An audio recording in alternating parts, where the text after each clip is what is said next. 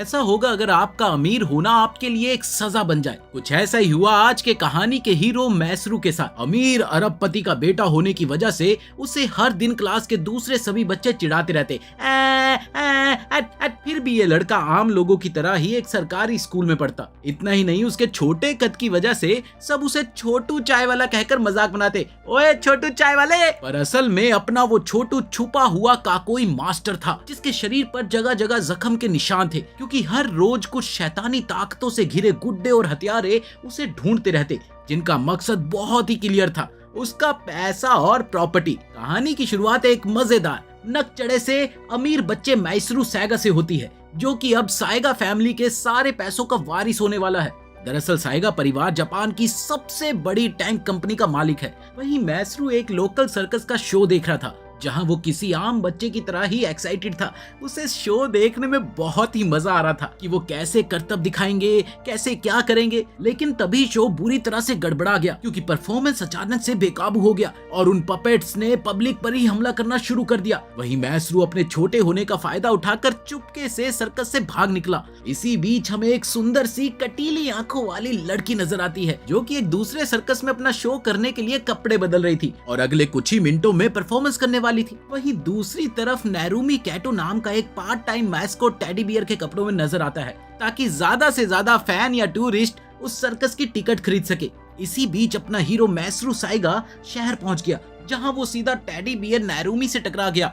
वो उससे रिक्वेस्ट करने लगा कि प्लीज मुझे सर्कस के अंदर ले चलो प्लीज। पर उल्टा नैरूमी देखकर ये हैरान रह गया कि इतना साफ सुथरा लड़का, सेक्सी हेयर कट, महंगे डिजाइनर वाले कपड़े जो आम इंसानों की जेब से बहुत ऊपर है, उसे देखकर ऐसा लग रहा था जैसे शायद वो अपने अमीर माँ बाप से बिछड़ गया हो। मगर जब मैसरू एक बार फिर से गिड़गिड़ा कर उससे रिक्वेस्ट करता है तो नैरूमी उसे झिड़क देता है, चल भाग जा यहाँ से, अमीर बाप की बिगड़ी औलाद। अब मैसरू समझ जाता है कि टेडी बियर उसकी मदद नहीं करेगा, तो वो किसी और को ढूंढने के लिए निकल पड़ता है। अब इधर थोड़ी देर बाद नैरूमी को अपने बुरे बिहेवियर पर पछतावा होने लगता है, सिर्फ इसलिए कि बच्चा अमीर परिवार से है और उसकी दुनिया अलग होगी। इसके लिए ये बिहेवियर दिखाना उसे अब अच्छा नहीं लग रहा था। मैसरू जैसे ही आगे बढ़ा, नैरूमी उसे आवाज देने की कोशिश करता है, मगर ठीक उसी वक्त उसे एक अजीब सा अटैक शुरू हो जाता है। ऐसा भयानक पैनिक अटैक या दौरा जिसमें उसे अचानक घुटन और अकड़न होने लगती है। और इस सिचुएशन से निकलने का सिर्फ एक ही रास्ता है कि वो किसी को हंसाए, ताकि उसका सिस्टम रीसेट हो सके। अपनी थोड़ी सी बची हुई सांस के सहारे वो शहर की भीड़ भाड़ वाली सड़क पर बड़े ही लिच्चड़ से अंदाज में अजीबोगरीब लौंडा डांस करने लग जाता है, बस इसी उम्मीद में कि उसे देखकर कोई तो हंसे, कोई तो हंसे। ऐसा ही चलता रहता है, लेकिन कुछ मिनटों तक कोई भी नहीं मुस्कुराता और वो लगभग दम घुटकर अब मरने ही वाला होता है कि तभी मैसरू मुड़कर उसे देखता है और जोर से हंस पड़ता है। इसके साथ ही कुछ सेकंड के अंदर ही नैरूमी मौत को छूकर टक से वापिस आ जाता है और वो मैसरू को थैंक यू बोलता है, जबकि मैसरू दोबारा अपने रास्ते को हो लेता है। उसे किसी की कोई परवाह नहीं है भाई। मैसरू अभी पलटा ही था कि इतने में 3 लंबे पतले काले कपड़ों वाले आदमी, जिनका रिश्ता किसी जॉन बनेगा डॉन ग्रुप से था, उसे घेर लेते हैं। अब ये दिखने में तो आम इंसान जैसे ही थे, पर असल में वो सिर्फ एक पपेट थे। नैरूमी सोचता है कि मैसरू ने उसकी जान बचाई है तो उसे भी कुछ करना चाहिए। इसी दौरान पहले वो खुद से कहता है, अरे ये अमीर बच्चे का झंझट रहने देने का भाई, खाली फोकट में कोई लफड़ा हो गया तो क्या करना भाई, चलते हैं चलते हैं। लेकिन तभी दिल के किसी कोने से उसका हीरा ठाकुर जाग जाता है। उसके अंदर का ये नेक इंसान हाथ पर हाथ धरे खड़ा नहीं रह सकता, इसीलिए वो अपनी खतरनाक कुंफू स्किल्स का इस्तेमाल करके उन काले सूट वालों से लड़कर मैसरू को उनके चुंगल से छुड़ा लेता है। काफी जोरदार फाइट के बाद भी उन आदमियों पर कोई असर नहीं दिखता। इसके बाद वो बिना बोले फिर से खड़े उठते हैं। नैरूमी, जो कि इस बात से अनजान है कि वो असल में इंसान नहीं बल्कि कठपुतलियां हैं, अब वो उनका सिस्टम ही पूरी तरह से हैंग करने की सोचते हुए एक का गला तोड़ देता है, जबकि दूसरे का तो भाई साहब हाथ ही उखाड़ देता है। लेकिन ये क्या, वो अजीब से दिखने वाले तातिया बिच्छू खुद को फिर से जोड़ लेते हैं। इसके साथ ही नैरूमी को उनकी सच्चाई का पता लग जाता है और वो मैसरू को पकड़कर भागते हुए शहर के पास वाले स्टेशन पहुंच जाता है, जहां से वो दोनों एक ट्रेन पर चढ़ते हैं ताकि शहर के किसी दूसरे हिस्से तक जा सके। इधर ट्रेन में नैरूमी गर्मी और पसीने से परेशान होकर अपना टैडी वाला सर बाहर निकालता है और अपना असली चेहरा दिखाता है। उसे देखते ही मैसरू कहता है, आए हाय, छी छी, थू थू थू थू, ये क्या देख लिया भाई, अरे तुम तो बिना मास्क के और भी ज्यादा डरावने दिखते हो। इस पर नैरूमी उसे डांटता है, एक तो मुझे मुसीबत में डाल दिया, ऊपर से आंख दिखाता है। वो उससे पूछता है कि आखिर वो आदमी उसे क्यों ले जाना चाहते हैं कि तभी नैरुमी को फिर से अटैक शुरू हो जाता है। वो उसे गले से पकड़कर बोलता है, अबे हंस, अबे हंस। और मैसरू उसका अजीब सा हाव भाव देखकर फिर से हंस देता है जिससे अटैक रुक जाता है और नैरुमी एक बार फिर बच जाता है। उधर चीजें पटरी पर आ जाने के बाद मैसरू अपना इंट्रोडक्शन देता है कि वो जापान की बहुत बड़ी कंपनी साइगा ग्रुप लिमिटेड का मालिक बनने वाला है। इस कंपनी के आईटी टेक और ऑटोमोबाइल सेक्टर देश भर में फैले हैं। वो बताता है कि उसके पिताजी के मरने के बाद से ही इन कठपुतलियों ने उनका पीछा शुरू कर दिया है। ये सुनते ही नैरुमी समझ जाता है कि ये पतले पतले कठपुतली से हत्यारे लोग शायद मैसरू को किडनैप करके उसकी प्रॉपर्टी और पैसे हथियाना चाहते हैं। इसके बाद वो मैसरू से पूछता है कि आखिर उसके पिता की मौत कैसे हुई, जिसके जवाब में मैसरू बताता है कि हाईवे पर ड्राइविंग करते समय एक एक्सीडेंट हुआ था और उस एक्सीडेंट में उस कार के पर छक्के उड़ गए और जांच करने पर यह पता चला कि एक्सीडेंट की वजह कार के टायरों में किसी कठपुतली जैसी चीज की वजह से हुआ है। मैसरू आगे कहता है कि जब वो छोटा बच्चा था तो उसके दादाजी बताते थे कि साइगा परिवार के सभी मर्दों को अपनी खुद की काराकुरी डॉल बनाने का बड़ा शौक था। दरअसल ये डॉल अंदर से क्लॉक वर्क जैसी होती है जिनसे वो इंसानों सी हरकतें और अनोखे करतब दिखाती है। तुम्हें पता है कभी ये साइगा कंपनी सिर्फ कठपुतली बनाने वाला एक छोटा सा बिजनेस था जो सर्कस में स्पेशल डॉल बेचा करता था। यही वजह है कि आज उनके पास इतनी बड़ी मैकेनिकल इंजीनियरिंग कंपनी है। मैसरू ये भी बताता है कि उसके दादाजी ने ये भी कहा था कि अगर उसके पिता की मौत हो जाए तो सारी कंपनी की दौलत उसी को मिलनी है, पर वो पूरी बात समझ नहीं पाया कि आखिर दादाजी कहना क्या चाहते थे। अंत में उसके दादाजी ने बताया कि अगर ऐसा कोई दिन आए तो तुम्हें वो खास सूटकेस ले जाकर सीधा किसी नजदीकी सर्कस में जाकर उसे शिरोगाने नाम के इंसान को ढूंढ कर देना होगा। इतना सब कुछ सुनने के बाद नैरुमी उससे पूछता है आखिर ये शिरोगाने कौन है भाई, पर मैसरू को तो ये खुद नहीं पता। उसे बस इतना मालूम था कि ये बंदा किसी न किसी सर्कस में ही मिलेगा। नैरुमी समझ जाता है कि यही वजह थी कि मैसरू इतनी बेताबी से सर्कस में घुसना चाहता था। नैरुमी उसे आइडिया देता है कि ऐसे मामले में किसी बेतुके सर्कस में भागने से अच्छा है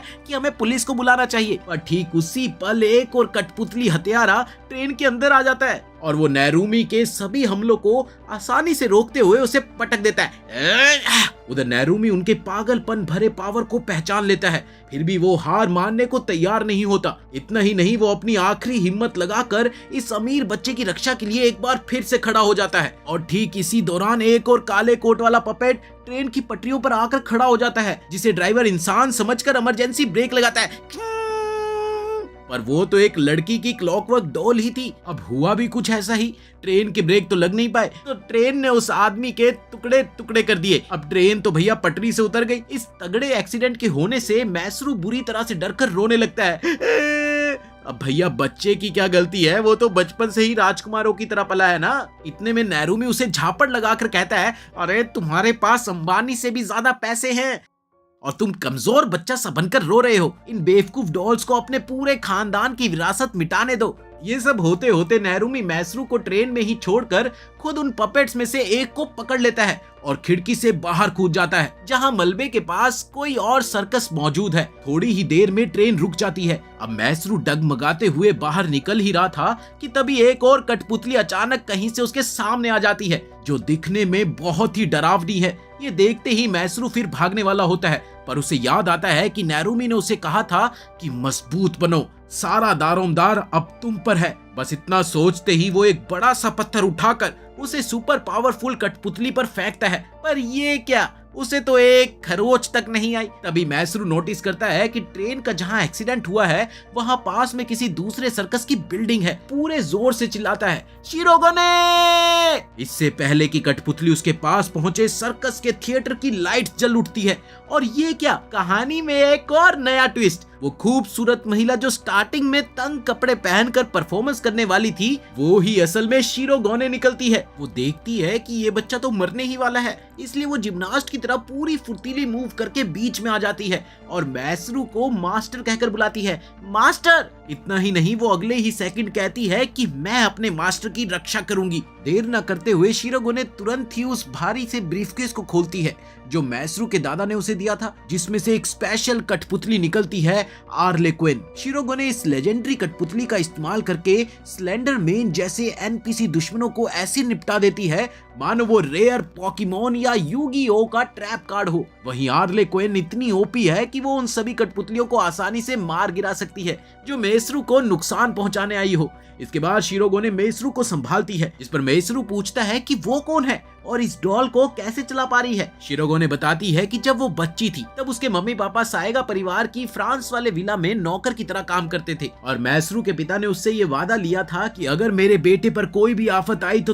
तुम उसकी रक्षा करोगी। मुझसे वादा करो, करोगी ना रक्षा। इधर नैरूमी भी कठपुतली को Randy Orton style power slam करके एक बार फिर से खड़ा हो जाता है। हाँ, उसे थोड़ी बहुत चोट तो लगी थी, पर वो शिरोगोने को देखकर काफी हैरान हो जाता है। वो सोचता है कि उसे तो मिस्टर टेडी बियर रीज मोड में एंट्री करनी चाहिए, पर फिर उसकी नजर शिरोगोने पर जाती है जो मैसरू को ऐसे गले लगाए हुए हैं जैसे गन्ने के जूस की मशीन में गन्ने का हाल होता है।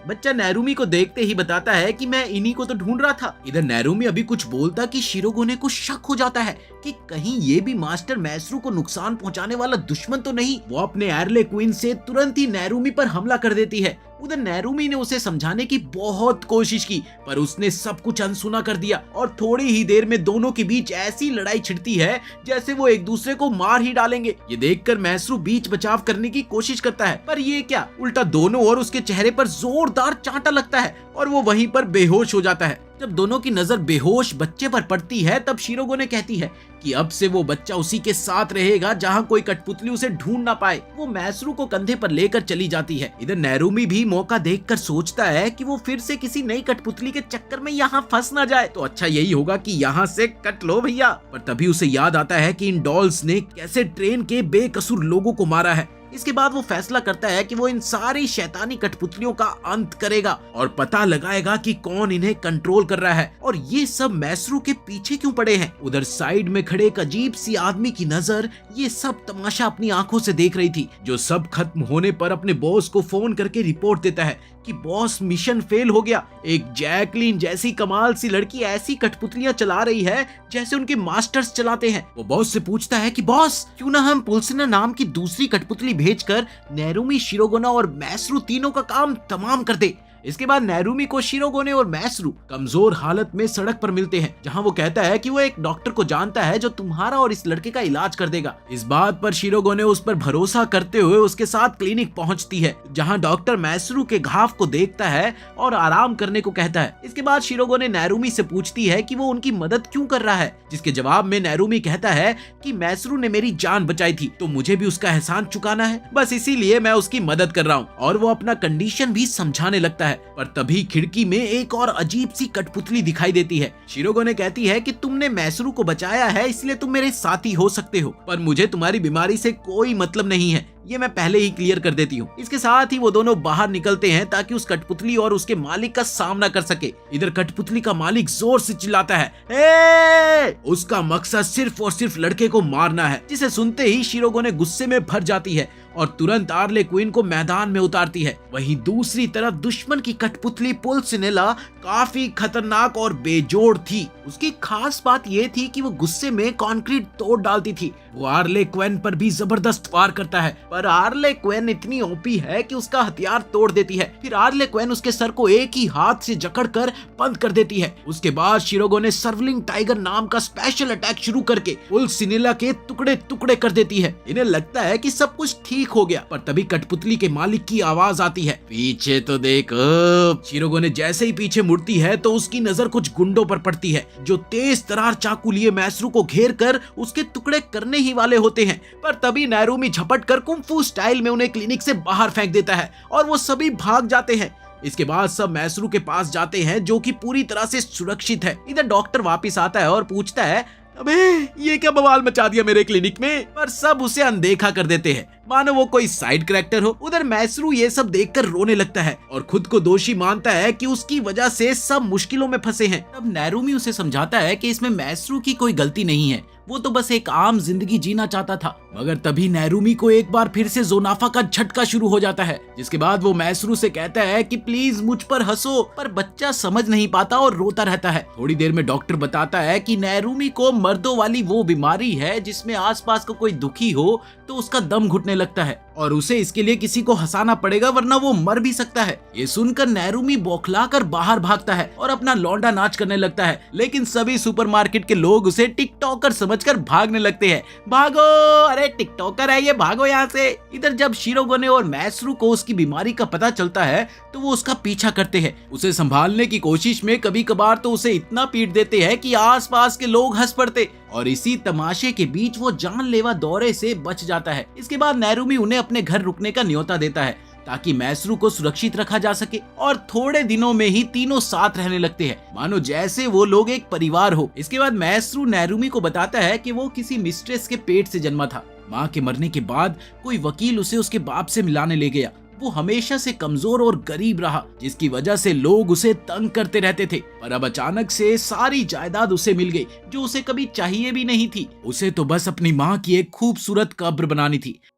नैरुमी ये सुनकर सेंटी हो जाता है। वो मैसरू को पुराना एल्बम दिखाकर समझाता है कि वो भी कभी कमजोर और सिंगल पसली था और अब देखो मेरे डोले शोले, हर छोटी बात पर रो दिया करता था मैं, पर मेहनत से मैं इतना ताकतवर बन गया हूँ कि आज वो जो है ना एंड्रयू टेट या लोगन पॉल जैसे बंदों को एक पंच में गिरा सकता हूँ। ये देखकर मैसरू खुश हो जाता है और नैरुमी से गुजारिश करता है कि उसे भी मजबूत बनाना सिखा दे बस। इसके बाद वो उससे रिक्वेस्ट करता है कि वो उसे छोड़कर कभी ना जाए जैसे औरों ने किया। ये सुनकर नैरुमी मान जाता है और शिरोगोने की तरफ नजर फेरता है, लेकिन उसकी नजर उसकी खूबसूरत टांगों पर अटक जाती है। उसी रात मैसरू बाथरूम जाने के लिए उठा कि तभी अचानक एक पपेट दीवार तोड़कर अंदर घुस गया और उसने मैसरू को किडनैप कर लिया। उधर आवाज सुनकर शिरोगोने और नैरुमी भी जाग गए, पर जल्दबाजी में शिरोगोने आर्ले क्विन को भूल जाती है, जिसकी वजह से कठपुतली गैंग उसे फौरन ही काबू कर लेते हैं। नैरुमी बीच बचाव करना चाहता है पर कुछ गुंडे उसे पकड़ लेते हैं और दोनों की आंखों के सामने ही वो गाड़ी में मैसरू को डालकर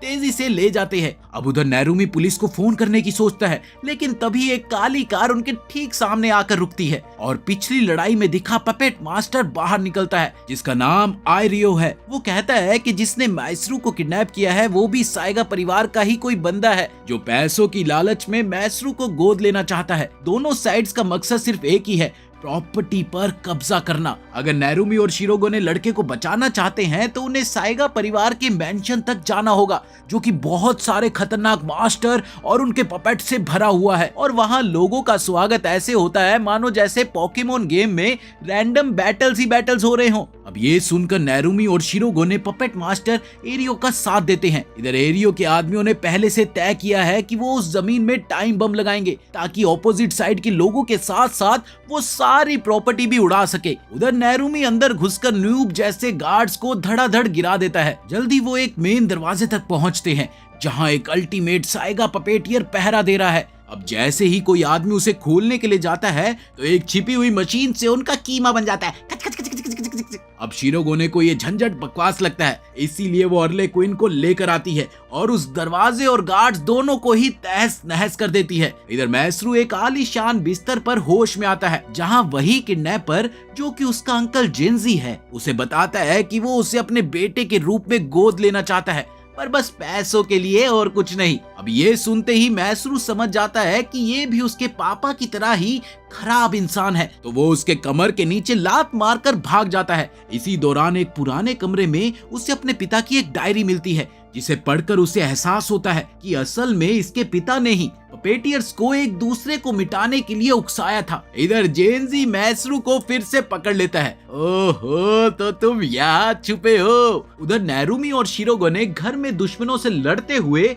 और अंदर आ जाते हैं कि तभी अचानक वो एक जाल में फंसकर एक भयंकर टनल में गिर जाते हैं। इसी तरह बड़ी मुश्किल से नैरुमी शिरोगोने को गिरने से बचाता है, और इसी दौरान उसे खुद को बहुत चोट लगती है, पर वो अपनी होने वाली दुल्हन शिरोगोने को खरोच तक नहीं आने देता। उधर जेनजी मैसरू को कंट्रोल रूम में लाकर नेरुमी और शिरोगोने का हाल दिखाता है, जिसे देखकर मैसरू बुरी तरह से हताश हो जाता है और अगले ही पल वो जेनजी पर आग बुझाने वाले हथियार से हमला करके खिड़की से कूद जाता है। इस दौरान उसे नेरुमी की बात भी याद आती है कि बाबू मोशाई, सिचुएशन कैसी भी हो हमेशा हंसते रहने का। अब इसी दौरान नीचे एरियो किसी पपेटियर से बुरी तरह से घिरा हुआ होता है कि तभी मैसरू उसके ऊपर आके गिरता है और उसे बचा लेता है। इसी बीच मैसरू उसे डायरी दिखाकर समझाता है कि कैसे साएगा परिवार ने इन हथियारों को सिर्फ मोहरा बनाया है।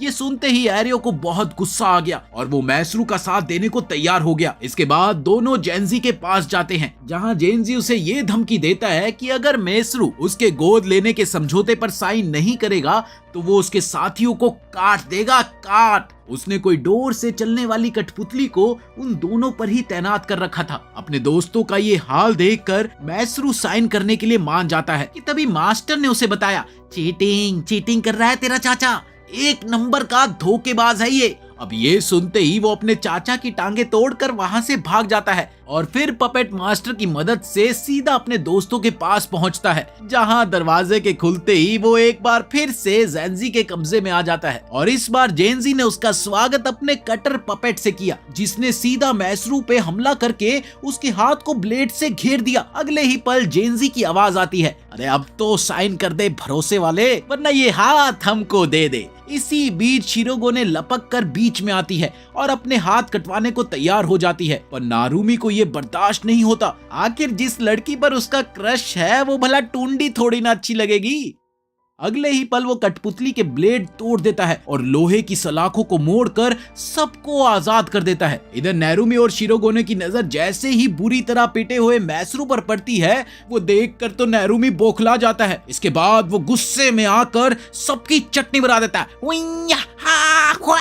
इसी बीच शिरोगोने को दुश्मनों की वजह से पैर में बड़ी चोट लगती है और थोड़ी ही देर में नेरुमी खुद भी दबोचा जाता है। लेकिन इसी दौरान मैसरू हिम्मत जुटाकर आर्ले क्वीन के तार थाम लेता है और फिर स्पिनिंग टाइगर अटैक चलाकर सबको बचा लेता है। ये होता है ना हीरो। लेकिन तभी अचानक से बम फटने लगते हैं, भुशक्या ढुश, और थोड़ी ही देर में सारी बिल्डिंगें गिर जाती है। इधर एरियो ने मदद की कोशिश की, पर मैसरू बुरी तरह से मलबे में फंस जाता है। उधर नेरुमी शिरोगोने को बचाने के लिए बाहर भेजता है, तुम बाहर जाओ, और खुद उस आग और मलबे में कूदकर मैसरू की रक्षा करता है। इसी बीच ज्यादा जोर लगाने से नेरुमी को फिर से अटैक आ जाता है। तब वो मैसरू से कहता है, हंसते रहो, तुम एक दिन मुझसे भी ज्यादा मजबूत बनोगे, हंसते रहो। पर ये क्या, धीरे धीरे बढ़ती आग और धुएं की वजह से मैसरू वहीं पर बेहोश हो गया। अगली सुबह तक सब कुछ जलकर राख में तब्दील हो चुका था। वहीं मैसरू की आंख जैसे ही खुली तो वो देखता है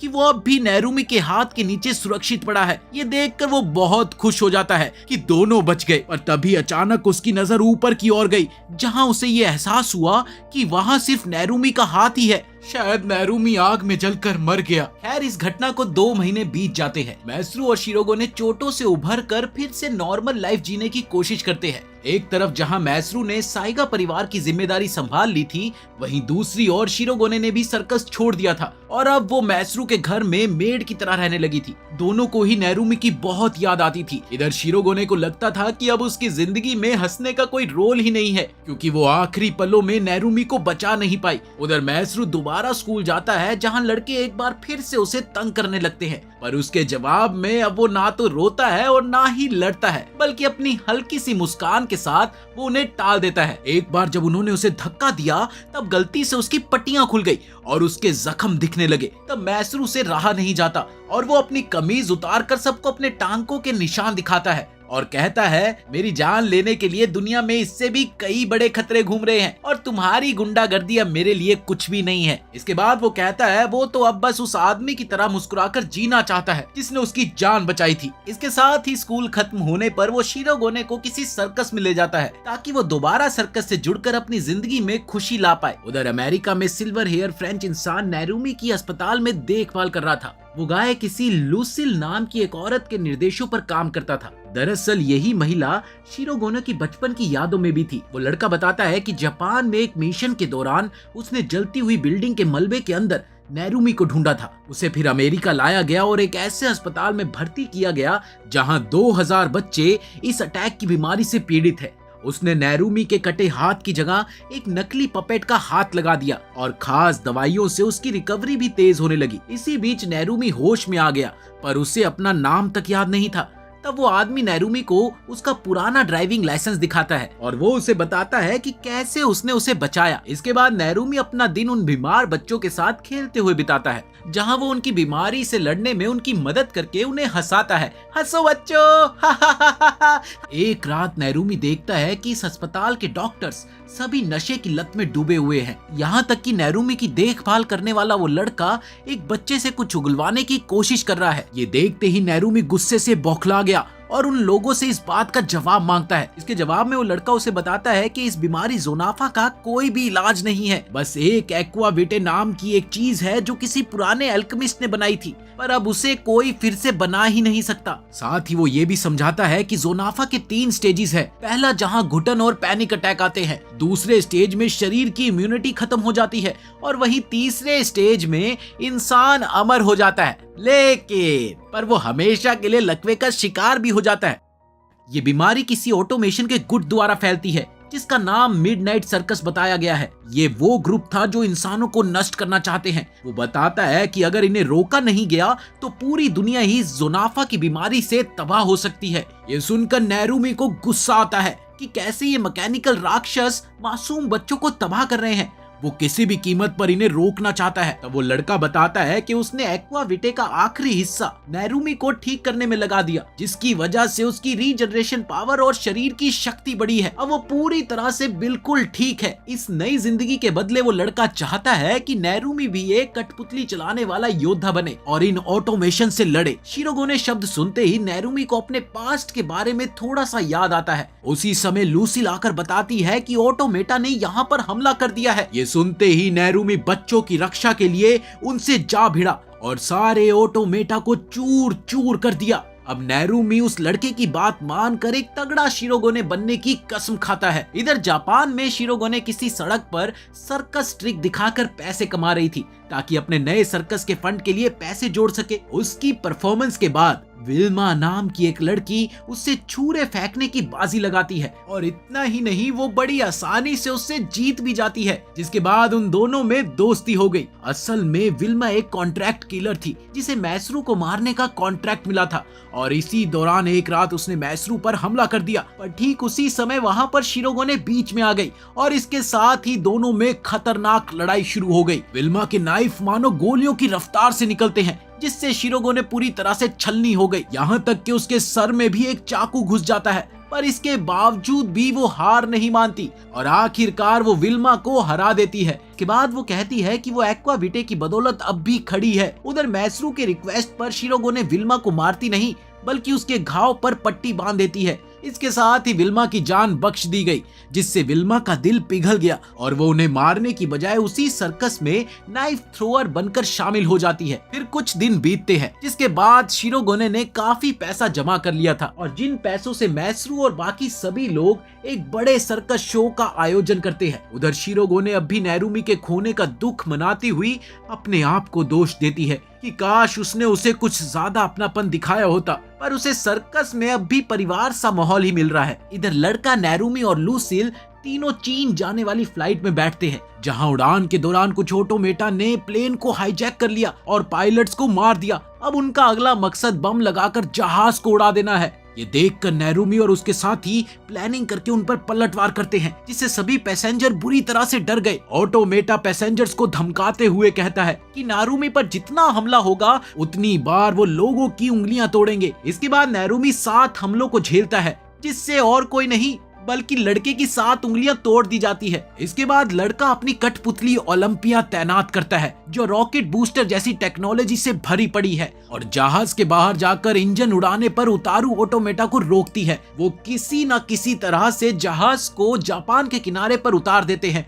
जहां मैसरू का सर्कस चल रहा है। एक ऑटोमेशन बाहर निकलता है और सीधा मैसरू पर हमला करता है। ये देखकर शिरोगोने उसे बचाने के लिए बीच में आ गई, पर उस ऑटोमेटा के वार से वो बुरी तरह से घायल हो गई। उधर ऑटोमेशन ने गलती से शिरोगोने का खून चख लिया कि तभी अचानक नेरुमी वहां आकर उसे खत्म कर देता है। उसने मैसरू के सिर पर हाथ फेरा और फिर तेजी से गायब हो गया, जैसे वो धुएं में कहीं पर खो गया हो। ये देखकर शिरोगोने और मैसरू इस सोच में पड़ जाते हैं कि क्या वो अभी भी जिंदा है। उधर नेरुमी इसके बाद लूसिल के साथ वापस चीन लौट गया, जबकि वो लड़का यहीं पर घायल होकर अपना दर्द सहता रहता है।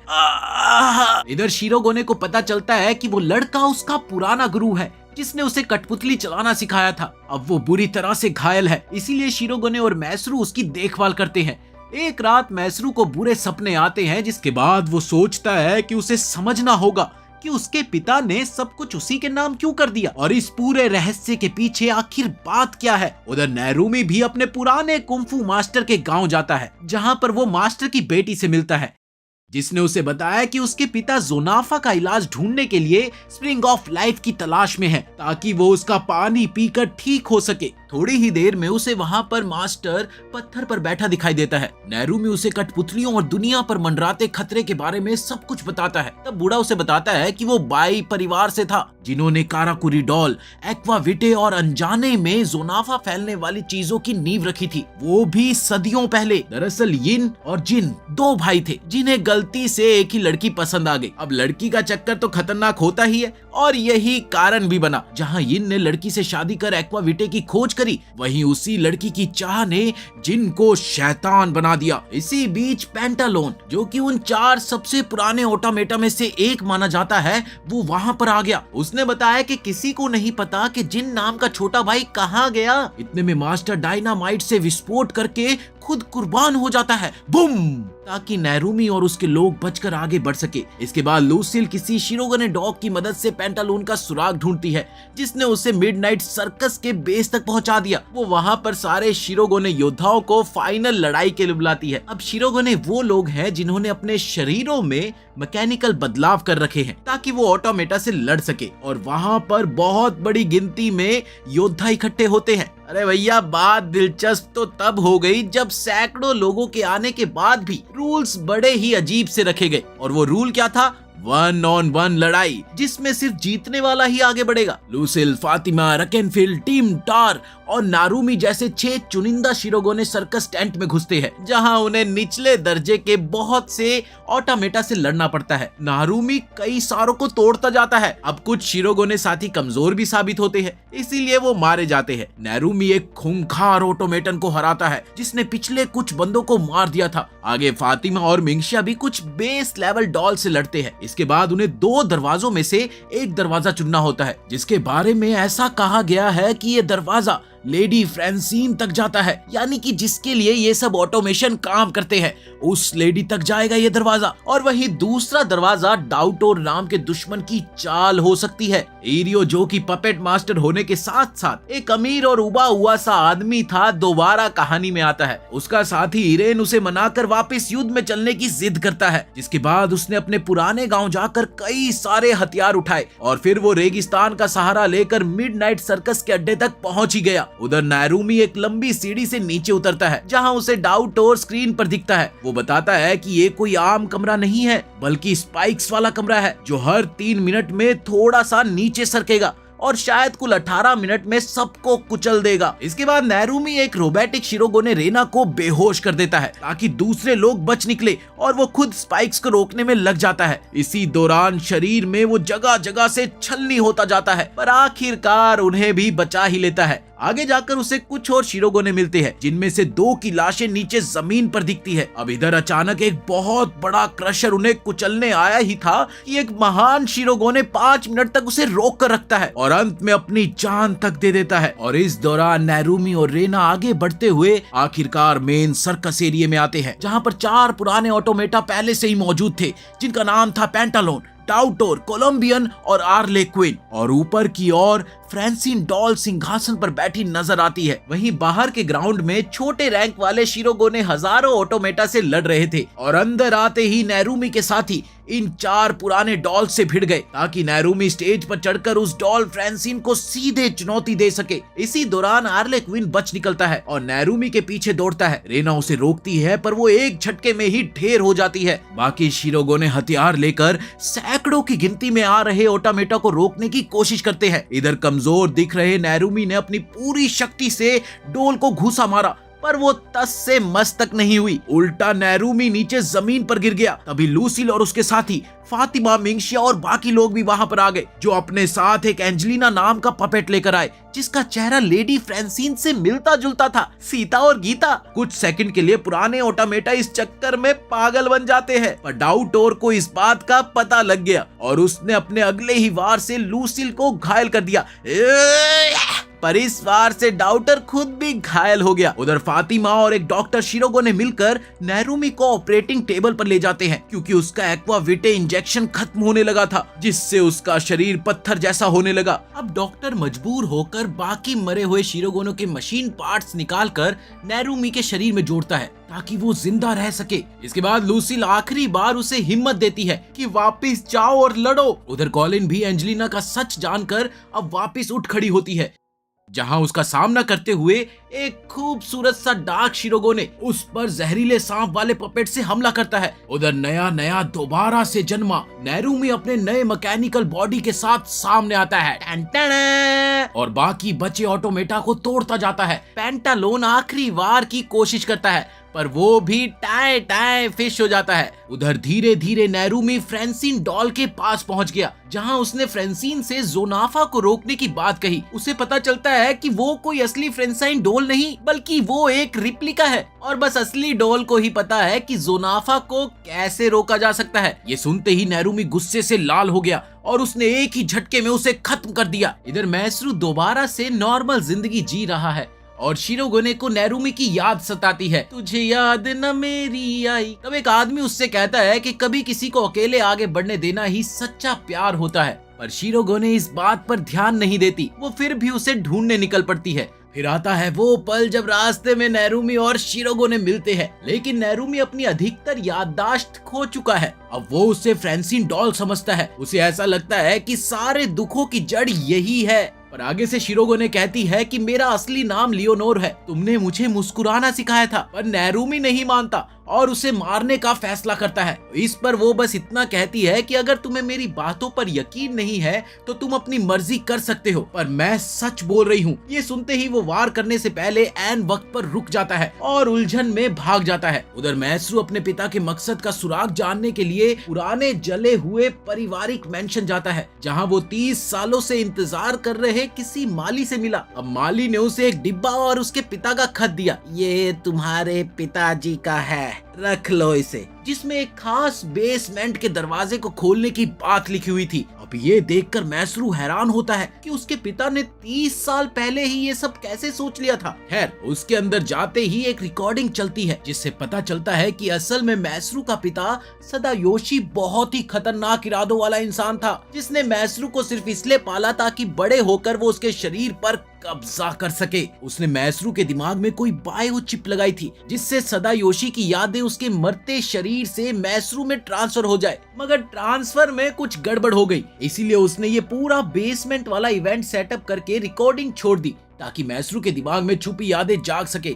अब ये सुनकर मैसरू बुरी तरह से हिल गया। तभी उसे 3 बहुत ही एडवांस कठपुतलियां दिखाई देती है जिन्हें उसके पिता पीछे छोड़ गया था। इसी बीच मैसरू ने वहां से भागना चाहा और वहां पर 2 लोग और मौजूद थे जो आर्ले के कबीले के बताए गए और साथ ही वो मैसरू के दादा शोजी के कर्जदार भी थे। अब वो सामने आकर मैसरू पर हमला कर देते हैं। उन्हें ये ऑर्डर था कि अगर मैसरू इस कमरे में घुसा तो वो उसे मार दे ताकि सदायोशी की दोबारा जिंदा होने की प्लानिंग रुक जाए। उधर मैसरू जैसे तैसे बचकर एक कमरे का दरवाजा अंदर से बंद कर लेता है, लेकिन तभी अचानक एक आवाज ने उसे सूटकेस खोलने का तरीका बताया, जिससे वो उन 3 कठपुतलियों की मदद लेकर हमलावरों को हरा देता है। थोड़ी ही देर में उसे पता चलता है कि दरअसल वो आवाज एक छोटे पंछी नुमा कठपुतली की है, जिसे उसके पिता ने नए सदायोशी को इंस्ट्रक्शन देने के लिए बनाया था। पर अब वो मैसरू के साथ है। उसे ये भी पता चलता है कि शोजी अभी भी जिंदा है, मगर उसका शरीर आधा खराब हो चुका है, इसलिए उसे किसी खास लिक्विड भरे टैंक में रखा गया है। वो आदेश देता है कि मैसरू को उसके पास लाया जाए ताकि उसे पता चले कि वो वाकई में मैसरू है या सदायोशी। बस फिर क्या था, कबीले के लोग उड़ती हुई कारों में मैसरू को उठाकर ले जाते हैं। वहाँ शोजी उसका इंतजार कर रहा होता है और वो उसे देखता है, पर वो ये मानने को तैयार नहीं था कि ये मैसरू ही है। उसे तो वो बिल्कुल सदायोशी ही लग रहा था और इसीलिए वो उसे सदायोशी ही कहता है। इसके बाद शोजी ने मैसरू को अपना खून जबरन पिला दिया, जिससे मैसरू सदियों पुरानी अपनी पास्ट की यादें देखने लगता है। दरअसल 200 साल पहले बाई यिन नामक एक आदमी ने अपने छोटे भाई बाई जिन को छोड़ दिया और जापान आकर किसी शोजी नाम के बच्चे को डॉक्टरी और तलवारबाजी सिखाने लगा। समय के साथ साथ शोजी भी बड़ा हो गया और वो किसी विदेशी महिला एंजेलिना, जो कि लूसिल की बेटी है, उससे मिला और उसे एंजेलिना से प्यार हो गया। दोनों ने साथ में मिलकर एक सफल पपेट बिजनेस खड़ा किया। अब धीरे धीरे समय बीतता जाता है और उसके साथ साथ उन्होंने डीन नामक एक बच्चे को गोद ले लिया, जिसका दूसरा नाम शिरोगोने रखा जाता है। अब आता है कहानी में ट्विस्ट, क्योंकि सदायोशी दरअसल वही बाई जिन निकला जो अलग अलग शरीरों में जीता रहा है। सारी बातें देखकर शोजी फिर भी समझ नहीं पाता कि मैसरू असल में है कौन। इसी बीच मैसरू वहां से भाग निकलता है और सीधा शिरोगोने से टकराता है, पर ये क्या, इधर वो आदमी भी उसे मारने पर उतारू हो जाता है। अंत में मैसरू जब किसी पहाड़ से गिर रहा होता है तब उसे याद आता है कि बाई जिन यानी कि सदायोशी ने सदियों से ये कहानी रची थी ताकि वो दूसरे लोगों के शरीर लेता रहे, जैसे कि शिरोगोने का बचपन बिगाड़ा, खुद मैसरू का पिता बना ताकि एक दिन अपनी यादें बेटे के शरीर में ट्रांसफर कर सके। और तभी फेसलेस नाम का इससे भी ज्यादा बेकार शख्स सामने आता है। असल में वही बाई जिन है जो कि एक और शरीर में था। ओ माय गॉड, कितनी कंफ्यूजन है यार। वो शिरोगोने को उठा लेता है और साथ ही मैसरू को धमकी देता है कि अगर शिरोगोने को बचाना है तो मेरे खेल में उतरो, वरना मैं तुम्हारी बॉडी पर भी कब्जा कर लूंगा। कि तभी अचानक सबको एक एक करके जुनाफा का अटैक शुरू हो जाता है। धीरे धीरे पूरी दुनिया भर में जुनाफा का प्रकोप बढ़ जाता है, जैसे कि कोरोना का बढ़ गया था। एक और जहां वो फेसलेस टीवी पर सामने आकर विशाल कठपुतलियां तमाम जगहों पर फैलाता है, वहीं मैसरू अपनी कठपुतली पर चढ़कर उनसे लड़ता है। पर दरअसल बात ये थी कि वो पपेट्स जुनाफा बग से बने थे। उधर नेरुमी हैरी नाम के मशीन से वायरस मिटाने की कोशिश करता है। चारों तरफ डर का माहौल बढ़ता जाता है और फिर आखिरकार मैसरू एक रॉकेट में बैठकर अंतरिक्ष स्टेशन में पहुंचता है जहां पर फेसलेस छिपा था। इधर लियोनोर, जो कि शिरोगोने का असली नाम है, एक पागल ऑटोमेटन हार्ले क्विन के हाथों शादी का जोड़ा पहनने को मजबूर होती है, पर नेरुमी उसे बचा लेता है और साथ ही अपने प्यार का इजहार भी करता है, मैं तुमसे बहुत प्यार करता हूँ। उधर मैसरू ऑर्बिट में फेसलेस से लड़ता है। अब फेसलेस ने दोबारा मैसरू का दिमाग ओवरराइड करना चाहा, पर लियोनोर के खून में मिली एक्वाविटे की ताकत मैसरू के शरीर में भी पहुंची थी, जिससे उसने फेसलेस की डाउनलोडिंग को ही फेल कर दिया और फिर वो फेसलेस के अंतरिक्ष स्टेशन का रास्ता मोड़कर समुद्र में गिरा देते हैं। वहीं दूसरी ओर लियोनोर गाना गाकर दुनिया भर में जोनाफा के मरीजों को शांत करती है और अंत में फेसलेस अपने ऑटोमेटा के साथ ही मरना पसंद करता है। 6 साल बीत जाने के बाद नेरुमी और शिरोगोने शादी कर चुके हैं। वो लोग दुनिया घूमकर सर्कस के शो करते हैं। उधर मैसरू उसी तरह टेडी बियर वाली कॉस्ट्यूम पहनकर उनके शो की एडवर्टीजमेंट कर रहा है और इस तरह काराकुरी सर्कस खत्म होता है। अगर वीडियो अच्छी लगी हो तो लाइक करें और ऐसे ही मजेदार एनिमे सुनने के लिए हमारे चैनल को सब्सक्राइब कर लो। मिलते हैं अगली वीडियो में।